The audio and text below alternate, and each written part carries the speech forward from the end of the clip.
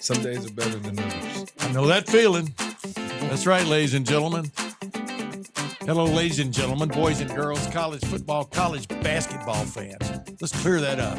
Across the nation and around the world, this is the Tim May Show, and today I'm calling it the JJClayMay Report. What do you think, Clay? I like Clay it. Hall, featuring Clay Hall, but JJ Sullinger back for an encore. I had to have him back for an encore for several reasons. One of which was he's really good doing this. He was on radio this morning, radio internet with Tito Thidoff on 97.1 The Fan. But the bottom line is he's been there, done that. He's lived it. JJ Sullinger, welcome once again to the JJClayMay Report. Appreciate you having me back, man. Happy to be here. But I had to have you on mainly for two reasons. Number one, your heartfelt and sort of backhand to another guy tribute to Thad Matta, who just retired from Butler after coaching at Butler twice, right? And at Ohio State. Was he at Cincinnati too? I'm trying to remember where he's Xavier. Excuse me. I get those two mixed up. They're in the same Queen they are. City. But also for your bold prediction, the last time you were on here, when a lot of people were still doubting whether the Buckeyes, some people were doubting whether the Buckeyes could still even make the big dance, the tournament. You said not only they were going to make the tournament, but they were going to take two trips. And that those two trips didn't include the play-in or whatever you want to call what we watched last night, the play-in trip to Dayton. By the way, would they have flown to Dayton like the Ohio State football team flew to Indy last year? That's another story. We'll bring that up later. But the bottom line is one trip, they got invited. They're a number 8 seed, finished with a flourish, and got invited. They're already in Greenville, South Carolina as we speak. They play the first game of what they call the real tournament. Yeah. At 12:15, I think is a tip-off, or 12:10. 12:15. Yeah, from Greenville, South Carolina against always tough TCU. Mm-hmm. But are you the last couple of days, have you been basking in the JJClayMay Report major, what do you want to call it? Major boast, major prediction for the Buckeyes? You know what? No, because I knew it was going to happen. I was very confident in those guys. They're gelling at the right time. You just saw glimpses. You saw glimpses of what they were able to do, what they were capable of doing, and they finally put it together. So I'm happy for them. What do you think, Clay? I mean, you were part and parcel of bringing JJ in to this room. Do you feel pretty good about the bringing talent in and your ability to spot talent? You know what? I always thought a lot of myself in TV because I didn't have the voice or the face for it, but I knew how to build a show. And I was like, I'm damn good at this, man. Jay Richardson knows football like frickin' Brady, and can express it, as Rothman used to say, can get it from here to here. So at any rate, and I just remember JJ being kind of the whole family's a lightning rod. I mean, and somebody Tim said on social, part of the basketball royalty, and some took exception with that, but I did not, because of how many people in your family played it and played it well. Well, I never read the comments. Somebody took exception to me calling them. Guy, whoever that guy is, man, he's always at everybody. Is he? Yeah, that's one of those guys. Yeah. There's always that guy lurking always out that there. That guy. Why do you read the comments, man? That's the worst thing you can do, in my opinion. But anyway. No, they're sitting there in front of you, and usually, now that I'm old, I don't care what people think. I don't either. So I will respond. I mean, and so anyway, really, it's time. Even Prince Andrew is still royalty. It's time well, with some demerits. I use royalty loosely. You know what I mean? I think you're television royalty. That's you're more like basketball. Yeah, you're more like Prince Harry. But I digress. Bottom line is, so JJ, what did you like as the Ohio State regular season wrapped up, including the first couple of games in the Big Ten tournament? Because that's really part of your season. I mean, absolutely. I don't know where you put it, but it can kind of save you a little bit. But the main thing is you don't want it to drain you. But I thought things worked out pretty well for them. I'm gonna give you my opinion. they get a win, and then they play what was the number one team in the country to the hilt. Could have gotten a win. I did not like the shot selection at the end of that Michigan game of just driving into where a guy 7'4" standing there just waiting to go like this. Didn't like that. That said, they proved they could play with anybody. I mean, you're right. Absolutely. So what's your take on them headed into this tournament? What did they prove to you, I guess? They just proved to me that they know that they belong. You know what I mean? Yeah. Early on in the season, there's been times when, a fork in the road, and sometimes we've gone the wrong way simply because, not winning. And then you had the game against Iowa at Iowa that just wasn't us. Yeah. But that happens, right? That does. Yeah. And that's part of the process. That's part of the grind. But, these guys have they've made it to the they overcame adversity and finally got one that, they weren't necessarily supposed to. And then, they started taking care of business the way that they were supposed to. They started believing in themselves, and then you just saw things unlock. And once that happens, anything can happen. Pandora's box, ladies and gentlemen. Tim, if they don't beat Purdue's the key to the whole thing. Absolutely. Because he's not sitting there. Right. I don't think. Right. Because at that point, we'll be on shortwave link up with his brother Jared in China and Jeff Snook, wherever he is right now. you should have seen that 2 days ago. Oh my Lord. He's in Belize. By the way, it is Belize. He was right about that. I looked it up. He likes to say my baby brother, who's 68, texted me from Texas saying it, and he sent me the explanation. I kept calling Belize because I figured they were Spanish or something, and they speak English actually in Belize. But we had so much trouble hooking up with him, and he didn't have a shirt on, and all this kind of baloney. My buddy Jeff Snook, and luckily Tim Ham superimposed his picture instead of a picture of him sitting there with his shirt off. Okay, but that was on Monday's show, and he was sitting on a cruise ship docked in Belize, and things didn't work out like I thought they would. But JJ. Go ahead. What you were saying something, Clay? What was I saying? You were saying something really good about how JJ wouldn't be sitting here if things had not come to fruition. And Purdue is the Big Ten champion, by the way. Yep. So that's a hell of a win. Oh, for sure it is. It was. They were number 8 at that point. But when they beat Purdue, the jury was out on Purdue, and then Purdue got its act together. That's what scared everybody about Purdue, that February to be forgotten for Purdue.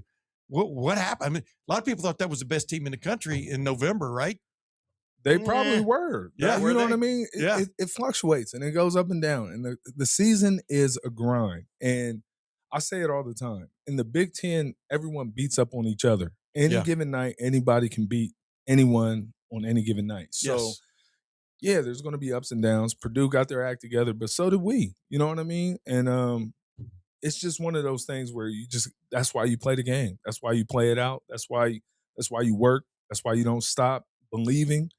And that's why those boys got after it. Yeah. I mean, I told you when you were on the show, I used that word whole, WHOLE. I spelled it for people who may or may not be in the comments who, take it out of context. WHOLE means Ohio State finally got healthy. Yes. Totally healthy, or as healthy as you can be. Right. Just like in a football season, the healthiest you are is the first day of preseason camp, and it goes downhill from there. For sure. Because you start hitting each other. Same thing in basketball. I remember your brother I never saw you without your shirt on, but I remember your brother wearing all these pads on him when he played at Ohio State. He still wears those. I hope he does. I mean, I didn't even know those things existed till that day I saw him. I went, wait a minute. No wonder he can take a licking and keep on ticking. Right. But the bottom line is Tilly stepped up his game like we were talking about had to do. Bingo. Buford came back and was shooting well. He didn't shoot that well against Michigan. Too bad. Or they beat Michigan. I don't know if you agree or not. But then Thornton stepped up and I'm going to the NCAA tournament. I'm going to end in style, right on down the line. And then, of course, as we talked about last time you hear, I'm just repeating because I want to get your take on this. Amari Bynum is one of the top freshmen in the country now. Absolutely. He wasn't he wasn't the beginning of January. Go ahead. I think, I mean, the last time I was here, I was talking about how he was going to grow up and how he, he's not going to be the same player he was in January today. And I mean, homeboy took it to I don't know if he heard that or not, but he took it to another level. And he's just playing out of his mind right now. And he still has room to improve. And that's what's so exciting about the situation, because that kid is a player. I mean, we knew he was a player coming in. Every freshman goes through, those ups and downs of the season, but he's unlocking some serious talent, and he's, he gives a damn. Yeah. He gives a damn. And that's what's cool. Yeah. He's passionate. He's our rah-rah guy. He's our guy that gets us going. It's just fun to watch. Do you think he's Ohio State's Barkley? Because I think TCU has two Barkleys, and they may not be in that class, but it strikes me as two guys inside. They're listed as forwards, David Punch and Xavier Edmonds. Edmonds shooting 57% from the field, but they are substantial. Yeah. And Bynum, if he can be that Barkley and, just a little bit more scoring sprinkled in with boards and slams and threes and whatever, like you said, he can be a hell of a dynamic player. He is. He has to be. And, TCU, they're pretty good. Yeah. You know what I mean? They're not tall, but they're long and athletic. Just like you said. They got about 7 guys. Well, they got 4 guys averaging double figures, and then they have another 3 that's kind of like on that cusp of averaging double figures. So, they're going to similar. It's not going to be easy. It's not going to be an easy task, but it's not supposed to be. No. You know what I mean? That's right. And the fact that we're here, it makes all the difference in the world. These guys are ready to go. Yeah. Before we get into wait a minute, but that's what you so emphasize. This is 8 versus 9. This isn't 11 versus whatever. 6. 4. 6. Yeah. 6. So go ahead, Clay. Well, I did have. How much difference can a coach make in this setting, given Jamie Dixon's background? Made 11 of 13 tournaments at Pitt, 4 of the last 5 with TCU. He's coaching his alma mater. Very interesting background. We can get into that later. But he seems like, and he's coached some USA ball, some U19, U20. Maybe every coach is a gym rat, but is he going to have the edge over Deebs? What's that going to be like for Diebler? First time in that frying pan. It's going to be a tough one. It's going to be a tough one. James, he's a great coach. He's a great coach. But so is Jake. Is Jake. And Jake has his guys. Jamie has his guys, and it's going to be a battle. I like our chances. But we can't most certainly can't overlook them. And you got to think that Jamie Dixon's going to have those guys ready to play, just like Jake's going to have us ready to play as well. I think Ohio State is a little prone inside because these two guys are coming at you. I think they're power forward types. Mm-hmm. And so Amari and Tilly and Devin, to a lesser extent, are going to have to do battle. Well, I think this is one of the games. This is the game where Devin Royal kind of gets to show off what we've already seen and what we already know. But Why a lot of times, because a lot of times he's over. I'm not going to say overpowered, but he's playing undersized. Yeah. He doesn't have to play undersized to this game. You know correct. what I mean? I got Tilly, who usually is standing up in the Big Ten against somebody that's just as big as him, or if not bigger, Tilly's going to have the advantage this time. So, and then you got Amari, who's playing well, playing great. He's going to have the advantage as well. So it's not one of those things where you can't overlook these guys. They made it here for a reason, and they're a 9 seed for a reason. We're an 8 seed for a reason. You know what I mean? This is going to be a battle, and these teams are evenly matched until the game is played. You know what I mean? Then you just start going off of mismatches and things like that, right? So I feel good about our chances, but we definitely have to come to play. Let me ask you a stupid question. Does it matter what basketball you play with? Man, if you ask me, you understand what I'm saying. I mean, Ohio State plays with a Nike ball, right? Yeah. I think the NCAA tournament is a Wilson ball. Wilson. Yeah. Well, if you ask my son, my 10-year-old son would tell you yes. He loves Wilson balls. He doesn't like the Nike ball. I enjoyed playing with the Nike ball. I think each era kind of says a different thing. At the end of the day, man, the ball goes up. Once the ball is up, man, it's any ball is any ball. As long as it got a little grip on it, you shooting inside, you're good to go. So if I put a blindfold on you and told you hold your hands a certain place, so I would actually accurately throw it to you. If I threw you a Nike ball and then I threw you a Wilson ball, I would know the difference. You would know the difference. Absolutely. So that does make a difference. I mean, you know how football, on a wet grip is what I'm getting to here, how it feels, et cetera, the pebble grain.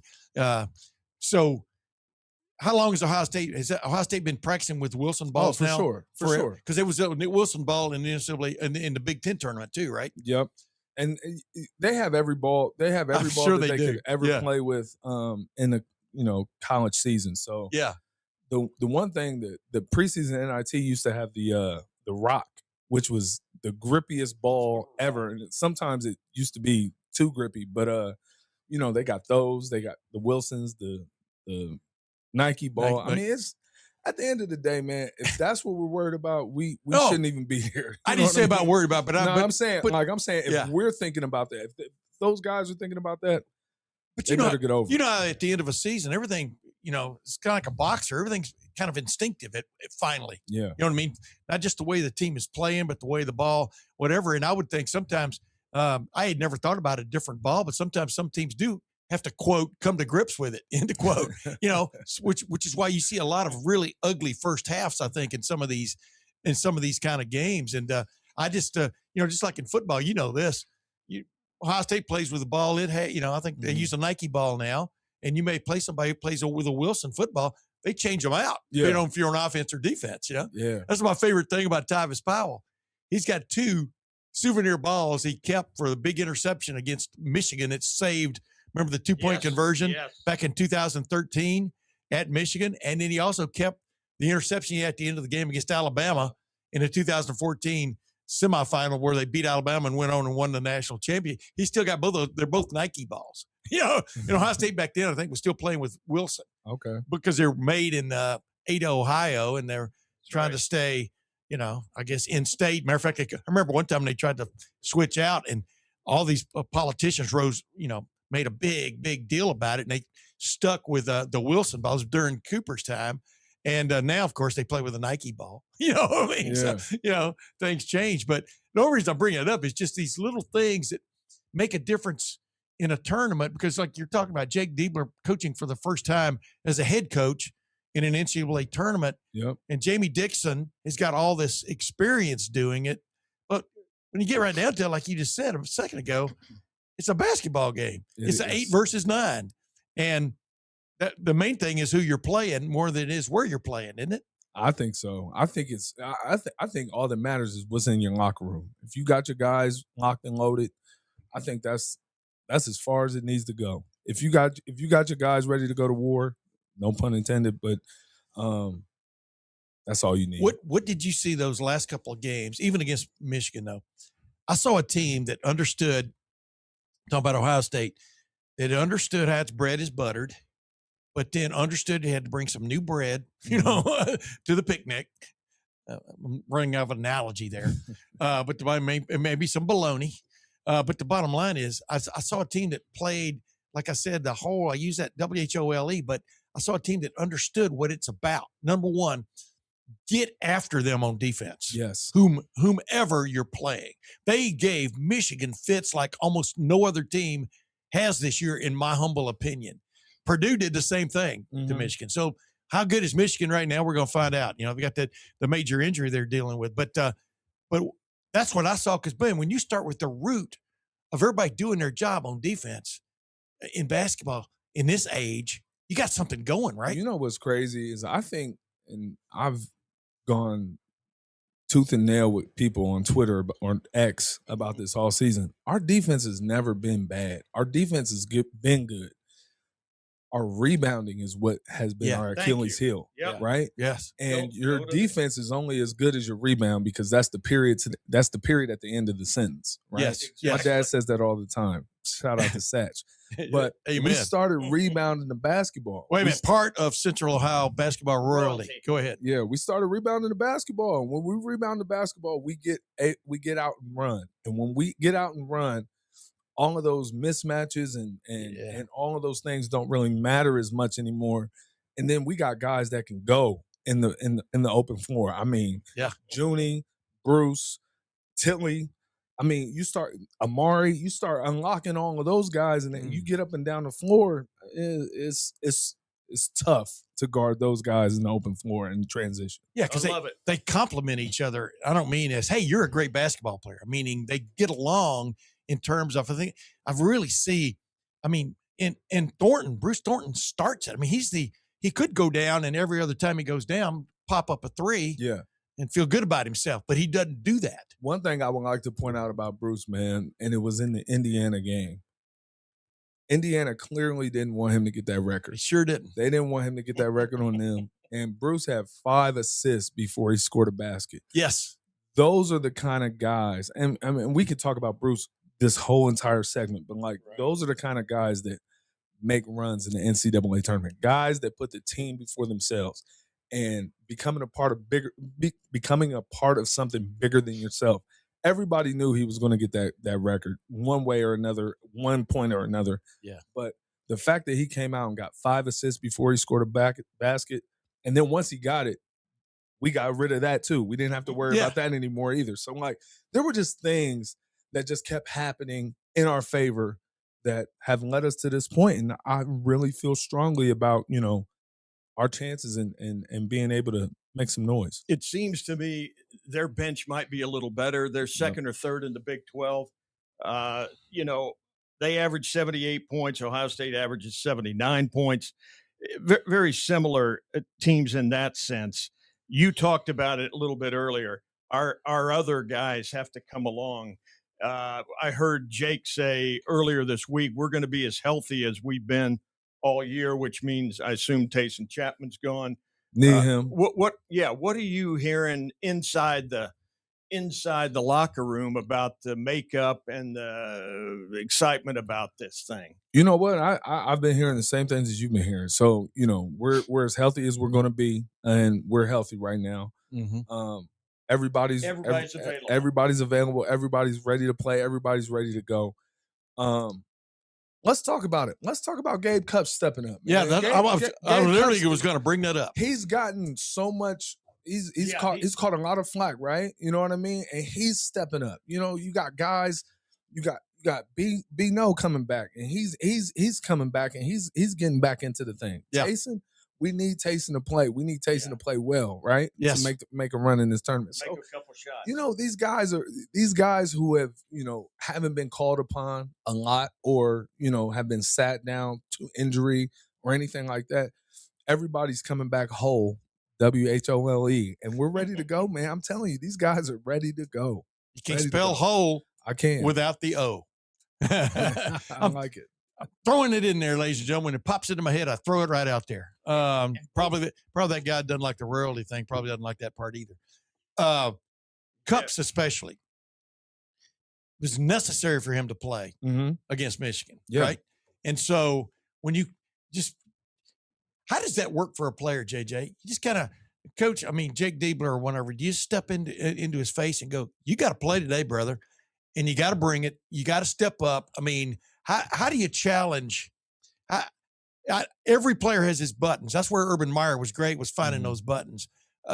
But explain that, how a coach gets something out of a guy that he hasn't seen, he hasn't shown before. You follow my drift, meaning on a consistent basis. Right. I think it starts when he steps foot on campus. You have to be able to build that relationship in order for, those uncomfortable conversations to be had, right? Yes. And, he trusts Gabe, just like he trusts everyone in that locker room. They wouldn't be in that uniform if he didn't trust them. So to be able to instill that trust and, and hold them accountable for, when they're falling short and things like that, but to also bring them back and let them know when they're doing good. And I think that, nobody does a better job than that than Jake. Okay, with help me with the guy who goes in for Tilly. Help me with his Ivan Nagovin. Yeah. There you go. Yeah. How much do they need? I mean, I've been saying this all year. Tilly finally stepped up like I thought he could, and like you're talking about, this game favors him, I think, because he's also athletic. My wife was even marveling at this big guy. He can move and stuff. You understand? He's a true 7-footer. Yeah, he's big. Who can run. I mean, looks like he, we've all seen those guys. Yeah. But Nagovin. Yeah, Nagovin. Just I don't know why I can't say that name. It just bothers me. But I digress. I was saying Belize here a couple of days ago in Belize. And Nagovin, is he one of those guys that really we need to see more from him from game to game now as they make these 2 trips? You know what, man? He makes us so much better when he plays well. Yeah, right? Of course. When he defends, when he can protect that basket. If he just concentrates on the things that he needs to concentrate on, sometimes I think he gets a little bit ahead of himself, or he kind of gets down on himself at times. Yeah, I think if he just continues to just stay the course, protect that basket, and hold on to that rebound, man, when he plays well, we play great. Yeah, and we can definitely use him. Use him in this game coming up against TCU. I could see using both of them on the court, because you could get an advantage there. Huge. If Nagovin, I call it the twin post or whatever you want to call it. I mean, I could see that being a mismatch problem for TCU in this game. But you got to deliver when you're in there. You definitely have to deliver, and you have to be able to defend on the other end, right? Yes. So we got to defend them. But the good news is we have a zone that we're pretty good at. Amen. When we play it well, when we rebound out of it well. Yeah. And Yvonne won't have as many pick and roll, responsibilities or being on the perimeter, because a lot of those guys play on the perimeter because they're not as big. So if we can play a little bit of zone and play a big lineup and play zone, I think that gives them so many problems. Yeah. Especially on the offensive end. I call that ruling the roost, I mean, that's what they need to do. Go ahead, Clay. I didn't mean to interrupt you. No. Actually, I did, because I interrupted you. No, this Dixon character, though, he's had this dude wanted to play at Cal Santa Barbara. Ben Howland wouldn't offer him, so he ended up at TCU. But the kid's he's a golden boy from surfer land, Burbank, California. Grew up. He has a SAG card, a Screen Actors Guild card. He was doing commercials as a kid into his 20s for Volvo and Mattel and Rice Krispies and somebody else. Interesting cat, but he's a tough guy. Drafted by the Washington Bullets back in the day. They cut him immediately, and so he went kind of the CBA lacrosse catbirds and some other stuff. Went for a loose ball, so I think went for a loose ball. Damaged his pancreas, lost 60 pounds from 200 down to 140. So I think he has that gritty, we're tougher than you. Yeah. I may be from Burbank, California, and hanging out at the NBC studios, but anyway, he's got a good track record, and we talked about his experience. So, and the other thing about them, I think, is a little bit of an edge. They've played 3 number 1 seeds. Ohio State has played 1, if I'm not mistaken. So, and they lost Arizona by 13. They lost to Michigan by 4, and they beat Florida by 4. And our esteemed colleague, Jeff Snook, says Florida's going to win it again. Is there anything to that where you can instill that kind of, edge, toughness, whatever you're talking about? Yeah. Well, anytime you play a schedule like that, you're preparing yourself for what's next. Right, so for March. Yeah, great. And not taking anything away from them. And I'm respecting our opponents. But you know what? I think that I can only concentrate on what we got going on.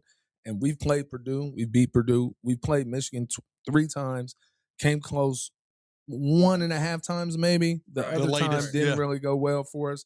But this team is I think the most important thing, whatever happens in November and December, that's great. And obviously it makes sense. But what happens in that last 3 weeks of the season is the thing that I concentrate the most on. And nobody's playing better basketball than Ohio State. Yeah, Nobody. Nobody. I So- put I Go put ahead. so much more credence on what happens in the end of a Big Ten regular season and the Big Ten tournament than I do what happened in Maui or Right. wherever, or Kauai or wherever they Mhm. play that anymore. Yeah. I'm with you 158%. And number two, what I liked about Ohio State was it was backed into a corner. That's exactly why I think they're playing the best. You know, I know you gawked at me a little bit, Clay, but like their backs were against the wall and they responded. They Yes. didn't only just respond; They went made and it. got it. Yeah. They went and got that thing right Yep. when everybody, including our neighborhood radio station, was telling them, "Pack it up, let's done." call it." These guys went and got that thing, and that shows that not only proves that they know they belong, but that proves that they got what it takes to make a deep run. And I'm telling you, it starts with TCU, and I'm not looking ahead, but this team is dangerous. I said it back then. Yeah. Nobody wants to play Ohio State, and I mean that. I know that now. If Jake Diebler called you in today for practice, what would be your message to this team? Keep doing what you're doing. Keep doing what you're doing. Laser focus. Everybody do their job. Everybody play for each other. Look to your left and look to your right. These are your guys forever. Don't let them down. It's easy to let yourself down. It's easy to say, I don't feel like doing that today. I didn't feel like getting up for the gym this morning. I did, but I didn't feel like getting up for the gym this morning. Mm-hmm. If I had a gym partner, there's no way I would have been missing, right? I saw this last night watching the Blue Jackets against Carolina. game. Carolina is the best team in the East, Mhm. and they've always they just do whatever they want to the CBJ. And my wife was in the back watching BritBox or whatever it is, and I was it's 1-0, it's 2-0. I said the Jackets are playing their asses off. Yeah. They are in. It's like we're gonna get and Jody Shelley said the Jackets just Carolina'd them to death. Yep. Use their own, and Got a taste of their own medicine. yeah, they were like, we're at home. We're on a frickin' run, 17-2-4 since January 11th. That they're like, they finally realize we're damn good. And I just felt like they owned it. They let up a little bit, and Carolina's like, okay, we'll take over. Mm-hmm. And but they finished in the flurry. And I think maybe defending and rebounding, because that, as you know, it's all effort, 100%. 100% effort, and a little bit of skill too. You know what I mean? Yes. But these guys have it. They just had to find it and take it to that next level, man. And playing in the Big Ten is tough. It is tough. I'm not going to say it's the toughest league in in the country or anything like that. I'm not. When I say that, I'm not taking anything away from the SEC, the ACC, or any of those other ones, Big 12, whatever. You know what I mean? Yeah. But the Big Ten is tough. The Big Ten is tough, and to be able to be playing your best basketball at the end of a Big Ten season, Yep, that says so much about that locker room, that coaching staff, and the roster. And I can't explain it into words. You just have to. It's one of those things that I just feel in my heart. Mm-hmm. Nobody wants to play this team right now. Well, we are dangerous. Just like we the are Blue dangerous. Jackets. The Blue Jackets are still on the outside looking in, maybe 1 point away. Mm-hmm. And I've always expressed it like this. There's one thing about knocking at the door. Can we come in? Mm-hmm. There's the other thing about kicking the door in. Absolutely. And Ohio State basketball kicked the door in. Yes. They earned their way Mm-hmm. into the NCAA tournament. Nobody gave them anything. Mm-hmm. And they did it just like watching the Blue Jackets last night. you could see one team that had an edge about it that's like, hey, we got to win or else. And another team that's we're the best in the, we're the best there is in this conference. And you could just see that little edge. But just, for example, the Blue Jackets on defense, it all started with their defense. I mean, no doubt. They were beating Carolina to the puck, which is like, when the ball's on the floor, do you dive for it or you just kind of reach for it? 50-50 balls, got to win those. And 50-50 balls in the NCAA tournament are worth a lot more than 50-50 in my humble opinion. And I see like Devin Royal getting elbowed in the eye, and getting back in there and getting on the floor. Yeah. I mean, right on down, elbowed in the eye by his own guy, wasn't it? I mean, but you know what I'm saying? Yeah. That was two guys going for the same ball, which, wow. That just tells you the want to there. And I know, you can come out, they can come out in Greenville. Can't remember the name of the arena they're playing. It's a nice little arena down there. And just be cold as ice. You never know about the shooting aspect of it. But like you just said, there's no excuse for lack of effort or D. E and D should always be part of the equation. And that's why I feel really good about this team, because if you got E and D going for you, the effort puts you in positions to make some, but the D keeps you in position to possibly steal a win. You don't win with D, but D puts you in position to win. For sure. Yeah. And that's what I like about this team. The other thing I want to ask you this, Diebler, speaking of D, everything has a rhyme to it when you really look at it, doesn't it, JJ? Mm-hmm. The JJClayMay report. How primed is he for this? And what does he have to, in your opinion, keep under control tomorrow at 12:15? What? Nothing. He doesn't have to keep anything under control. He was made for this situation. He was made for this opportunity. Jake is a high energy guy. No one's going to outwork him. No one's going to outprepare him for a situation like this. He just has to go out there and do what he knows he's capable of. And I think I know he's going to do that. He is going to be super prepared. He's going to be ready. He's going to be high energy. He just needs to keep that knee under control. That's it. Yes. That's it. Just don't hurt that knee. Exactly. But I wanted to ask you this. When you were a player of repute, did you learn more about listening or learn more by somebody demonstrating, if you follow my drift? I mean, because in the NCAA tournament, after your first round game, it's going to be, the next game is 2 days later, and it may be against Duke, the number 1 seed in the entire tournament. But did you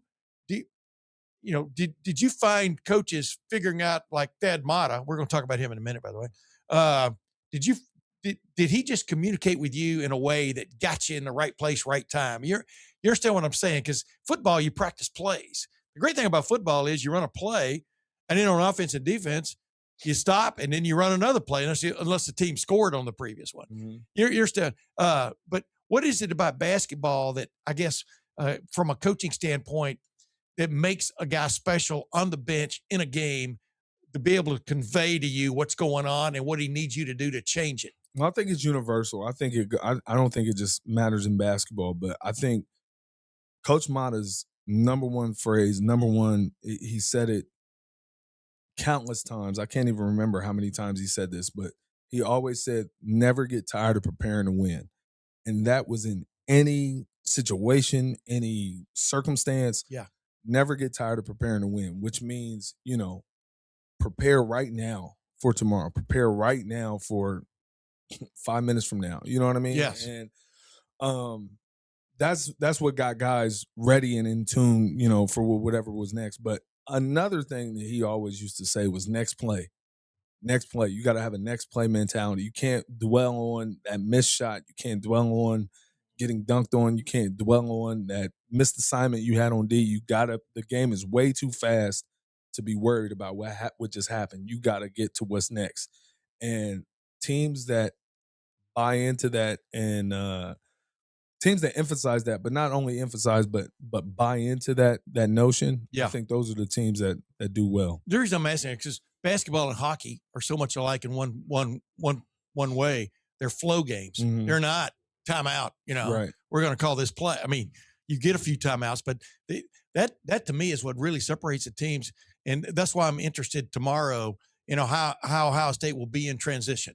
Yeah. You know, because TCU's a transition team, you know. Facts. Yeah. Yep. And so what is, when you're down on offense, do you always have to have in, and I know this sounds simple because I never played big time basketball.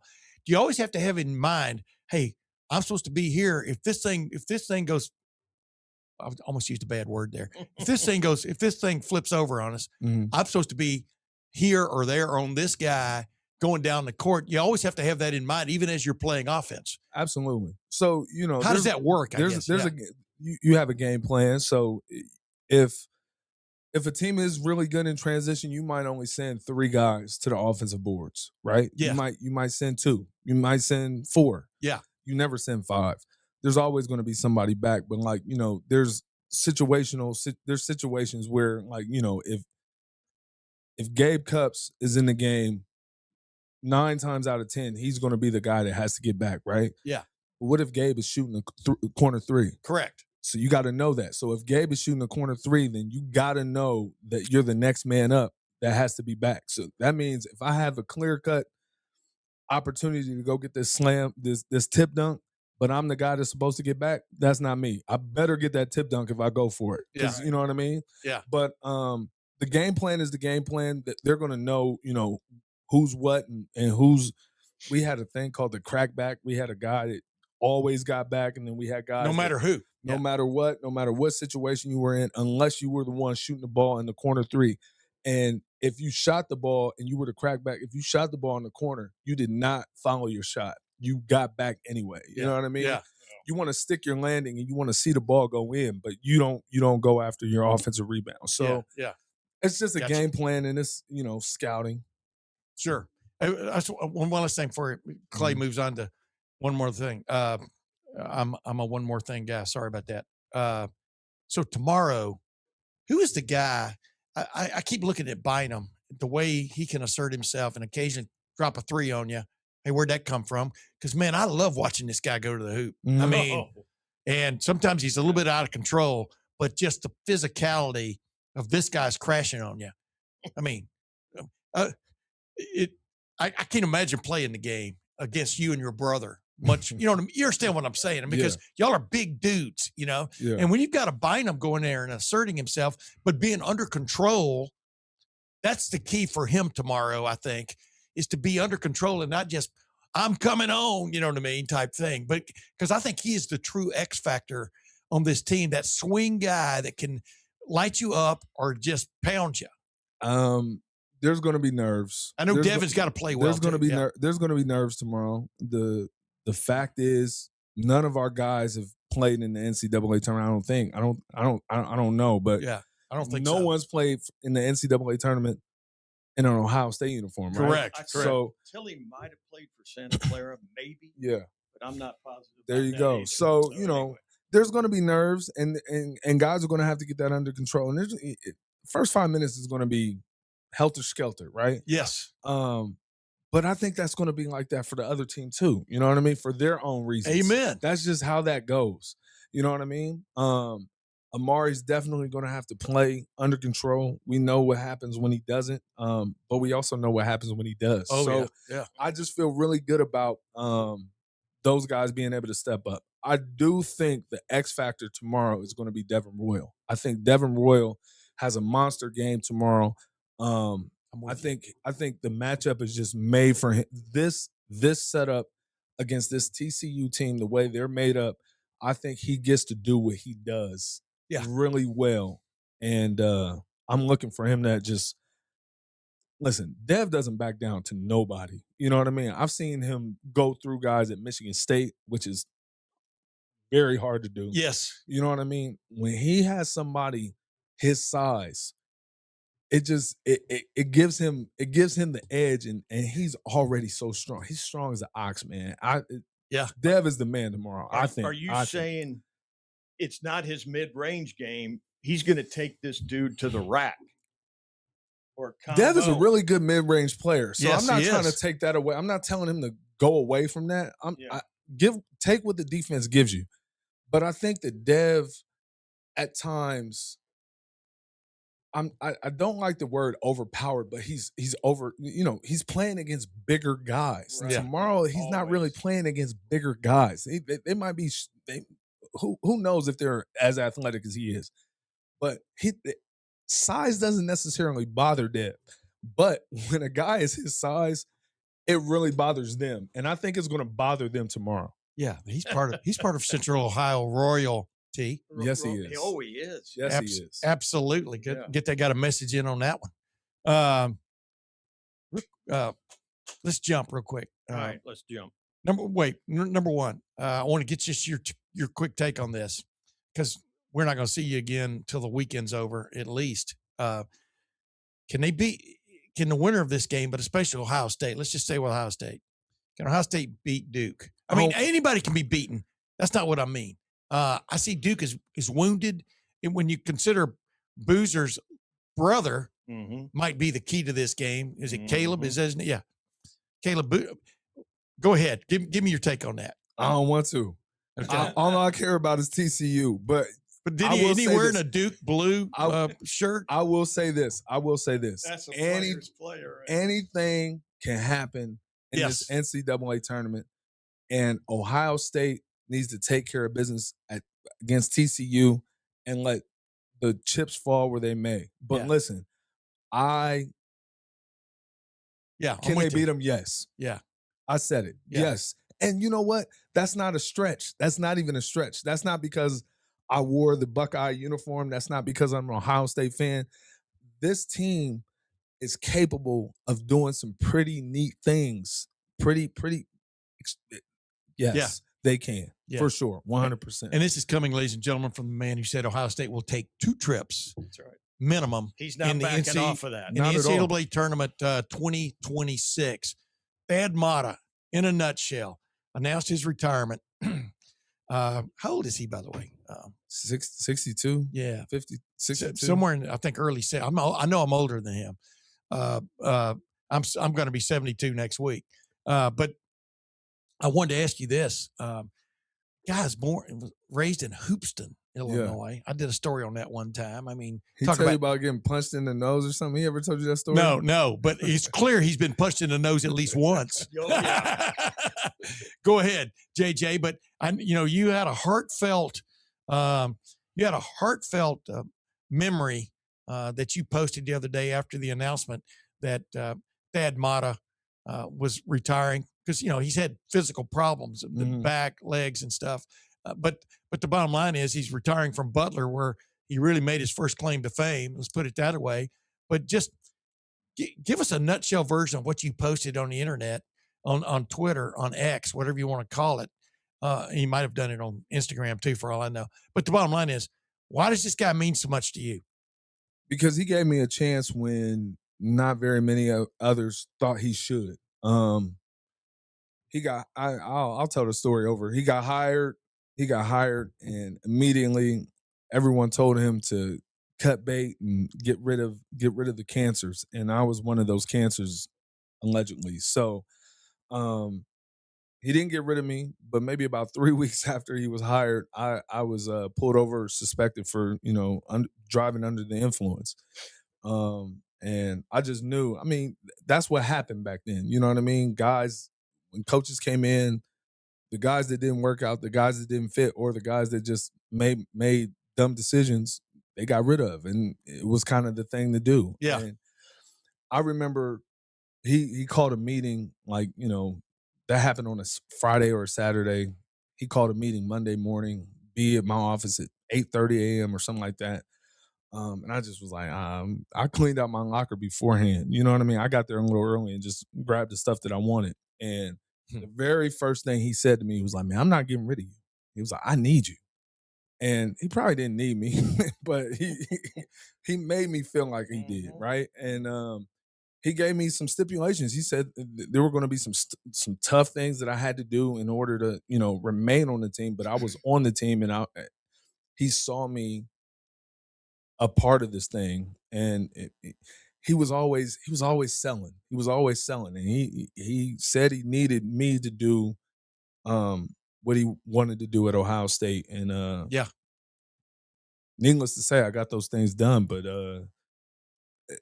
at the time when I didn't really feel too good about, the person that not the person that I was, that wasn't it, but just some of the decisions that I was making, um, to have somebody in my corner like that when he didn't have to, meant a lot to me. Yeah.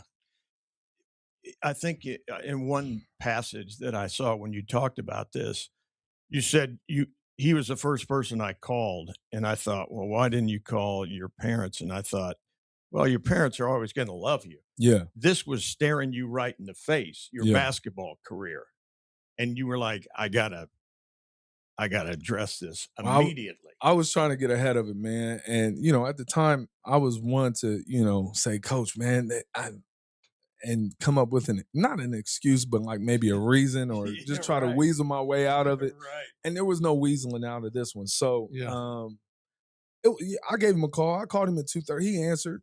He answered at 2:30 in the morning. It wasn't the easiest conversation. I barely knew him. You know what I mean? He recruited me a little bit during my high school recruitment, but I didn't really know him, and I definitely didn't get to know him that well in those 3 weeks. So it was an uncomfortable conversation. Were you making sense though? I mean, I'm gonna be honest, man. I really wasn't that drunk, man. If I'm being all the way honest, I wasn't. I still feel that way. Sure. And it's one of those things. You know what I mean?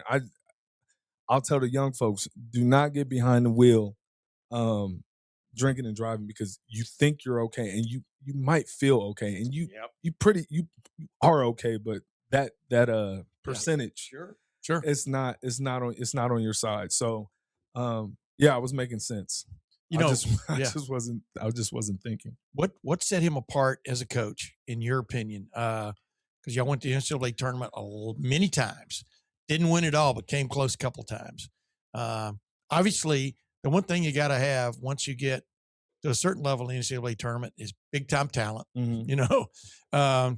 I know they say it's a guard game. I think guard game gets you to maybe the what's it called, the Elite Eight. Mm-hmm. But then you gotta have players, man. And I thought Thad did a pretty good job of bringing players in. I think you agree, right? But what set him apart once he was coaching? Coach Mata was the very first, nothing against anybody that coached me before him, but he was the very first coach. Every coach says, I'm not going to ask you to do something that I'm not willing to do myself. Every coach says that. Yeah. He took it a step further. He actually did those things. So when I remember our first year, we weren't getting the 50-50 balls. We were missing out on those, and we had a couple losses because of it. So we came into practice, and our very first drill was that drill where you just line up 2 guys, roll the ball, and whoever gets the ball first and scores it, he goes to the end of the line. You stay in until you get it. Yeah.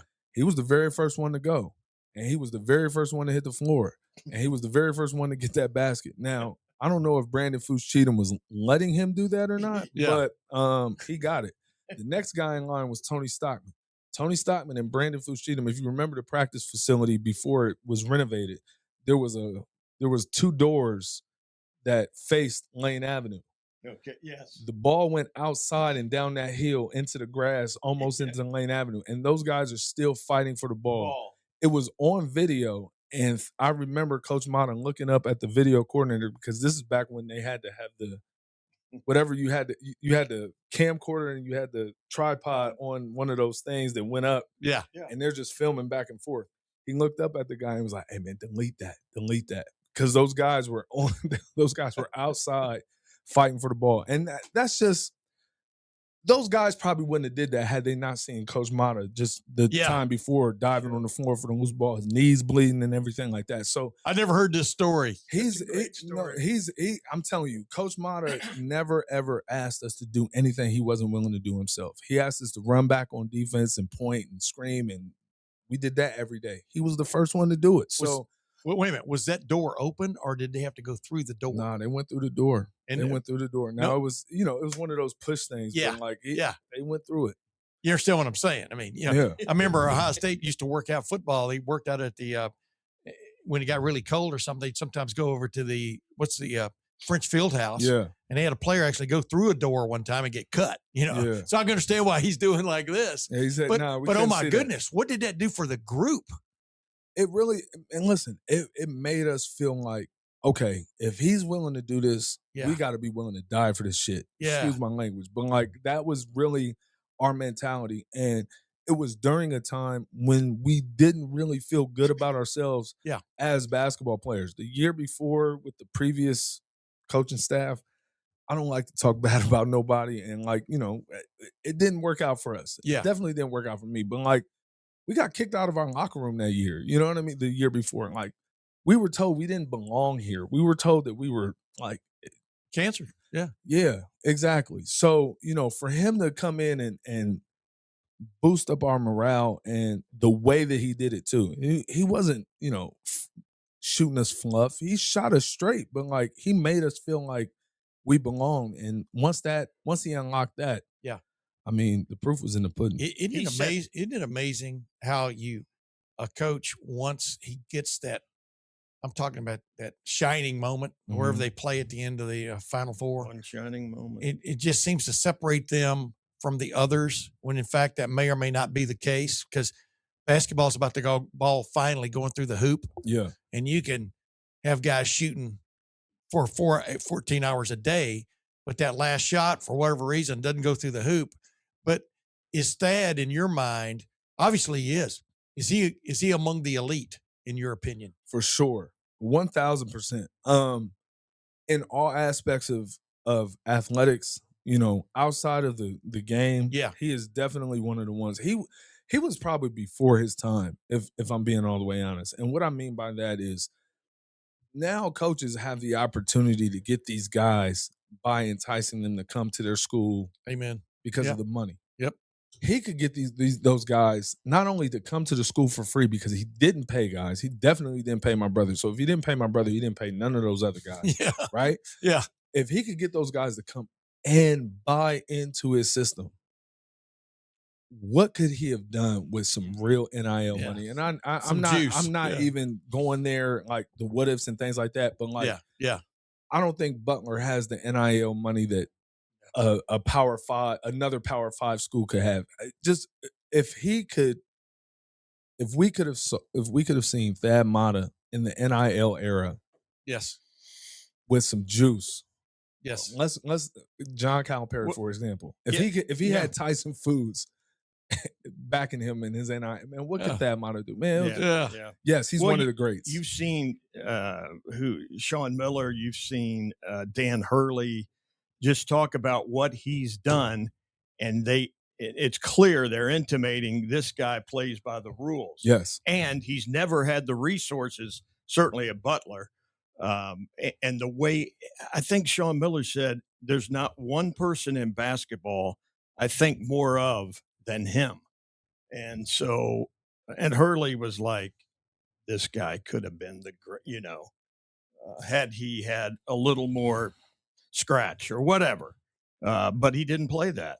He played by the rules. He did what he needed to do. I think he had the CEO mentality before head coaches needed to have that CEO mentality. I think that he was very, very well versed in sales and marketing.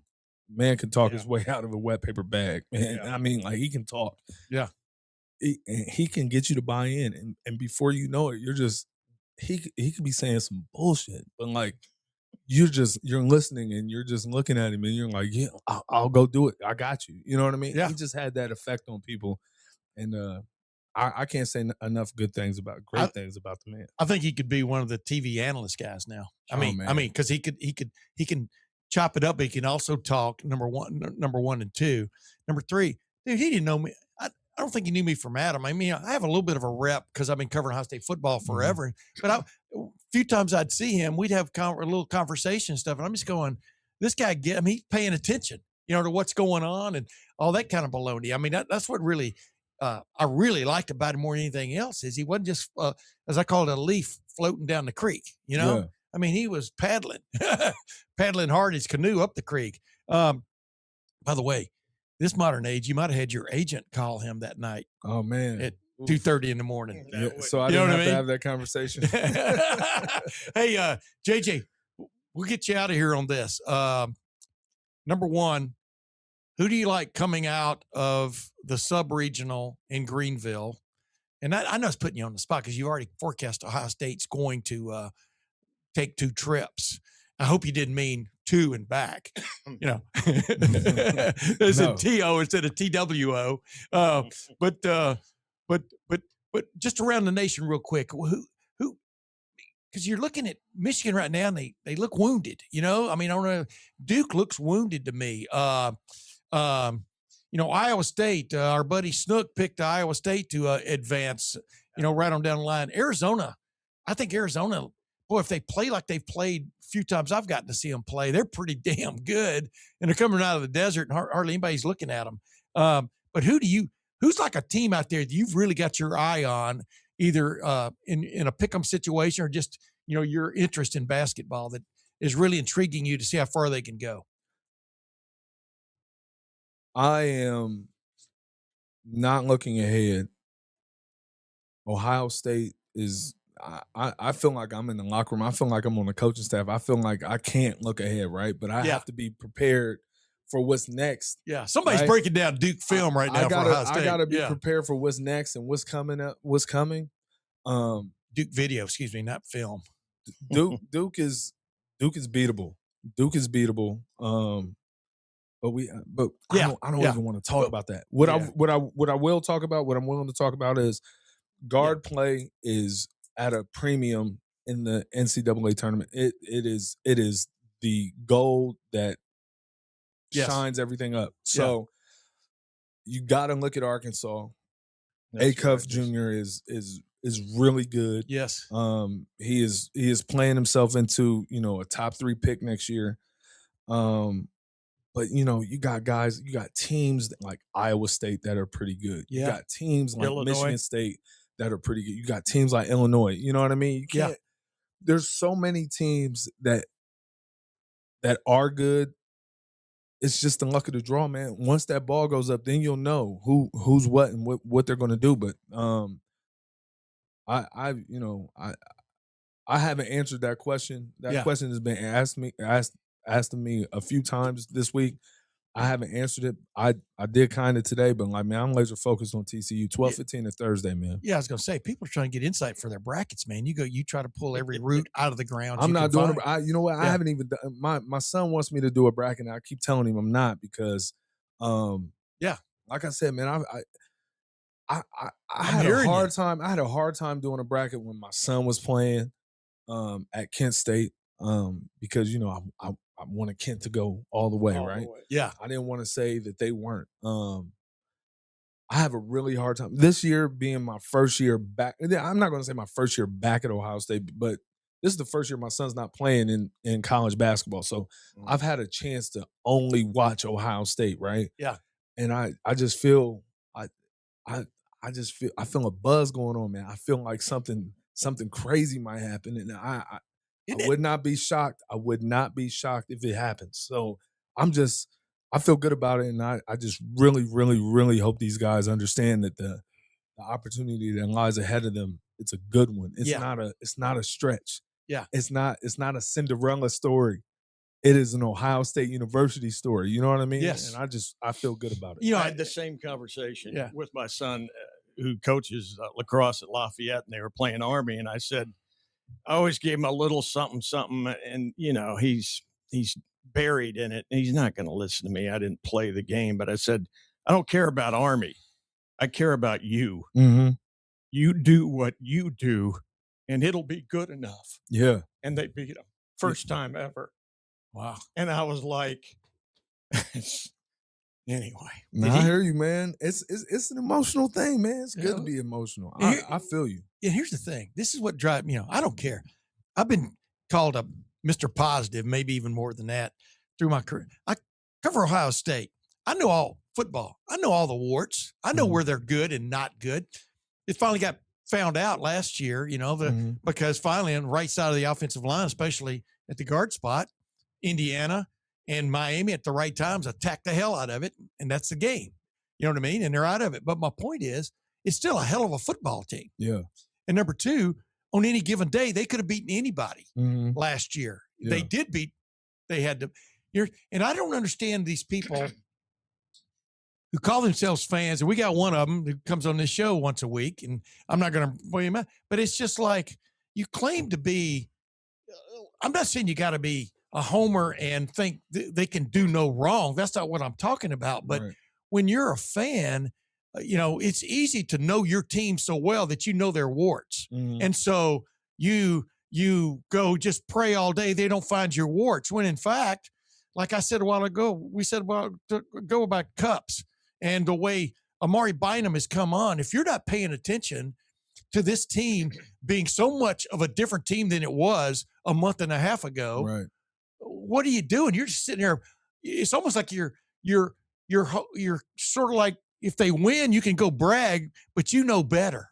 This team has its warts, and I know it. And I don't understand going into a game thinking negative thoughts. You follow my drift? I am. And I think my dad always tells me that fan is short for fanatic. It is. Yep. And some fanatics are good fanatics and some are bad. Yeah. And the bad ones are always the loudest. Yes. And I understand. See, I told you. I understand that Buckeye Nation, all of Buckeye Nation doesn't feel that way, but those few that voice their opinion and voice it that way, they have to understand that, they've never been a part of something bigger than themselves. They've always been a pick-me person that loner. Points the finger anytime something gets tough.